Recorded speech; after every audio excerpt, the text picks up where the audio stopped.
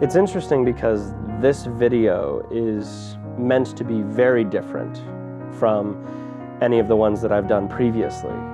Everything up to this point has been very educational, very instructional, and very scripted. But for this one, I wanted it to feel more like a conversation, where I get to talk a little bit about me personally. And instead of telling people why you need Jesus, I want to tell people why I need Jesus. And that essentially is what a testimony is. I mean, for those of you who don't know, testimony, the word testimony comes from the Latin, which means witness.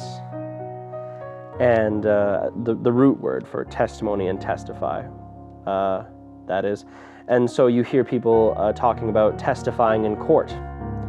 And when they say that, they refer to bearing witness to what they have seen and what they know about a given incident. And so to testify about Jesus is to tell people what you know and what you have seen. And that's what I'm going to be doing today. Now, there are different ways to testify, of course.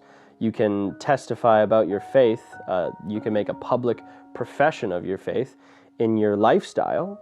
If you live a life that adheres to your faith or is informed by your faith. You can also testify in acts of love to other people. That can also be a testimony of your faith, and has been many times. But the most common, of course, is a testimony of words, and that'll be the kind of testimony I'm doing today. Which is ironic because this kind of testimony, one of words that is, has done irreparable damage to the church and to the reputation of Jesus Christ. Not because testifying with your words is bad, but because what's bad is when people don't follow their words up with actions. The greatest stumbling block that people are coming to when faced with the question of whether or not to embrace Christianity is the number of experience that they have had where people will profess Jesus with their lips and deny him with their lifestyle. I myself am guilty of that. Looking back, my life is full of Christian cliches.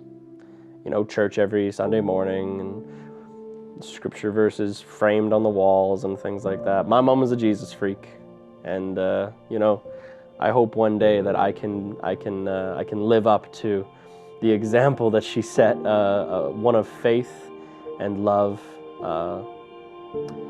And I was informed a lot by her faith, as any child is, when they spend a great deal of time with their parents, and we seek to emulate them, and that definitely informed me at a young age. As I grew older, a pattern developed, however, where I would talk about being a Christian and then live a life that did not reflect that in fact reflected a self-centered lifestyle. And it was reflected in my treatment of others, and it was reflected in my pursuits.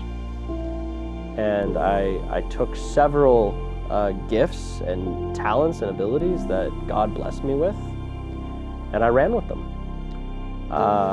And I pursued my own path, one that would promote myself, one that would give myself gratification and glory and hopefully, at the very least, fame and fortune. That was the goal for years.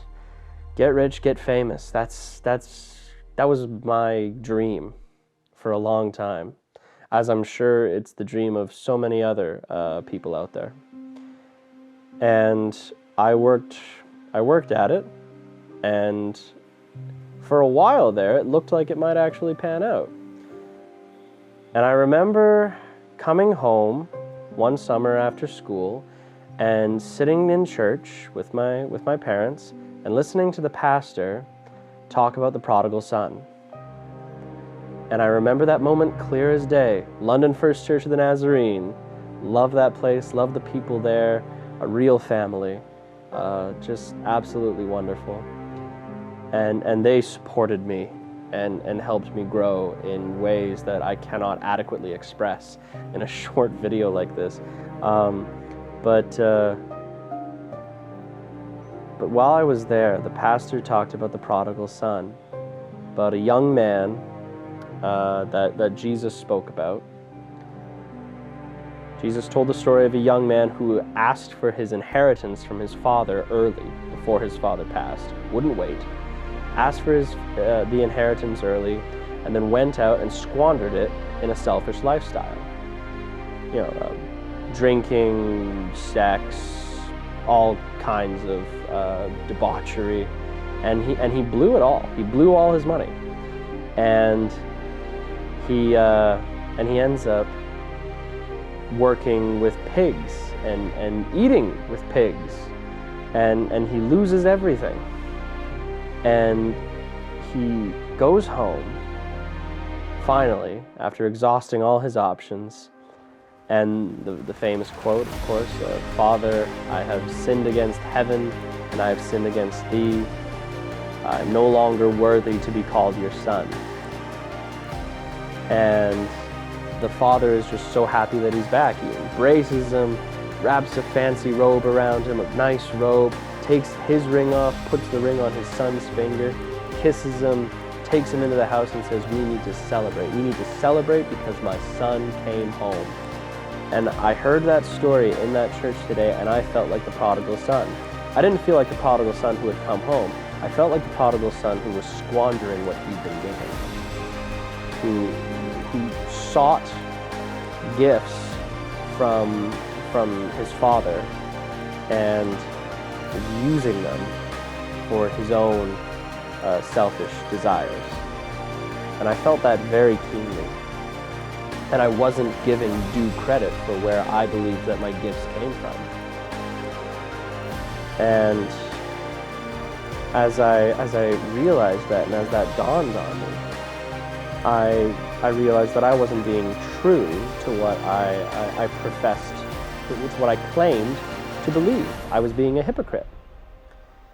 And so I decided, okay, until I can use my gifts in a way that glorifies God, I won't use them at all. So to bring it back, to answer the question, why I need Jesus, it's simply that I need him because he loves me. And I find myself, at times,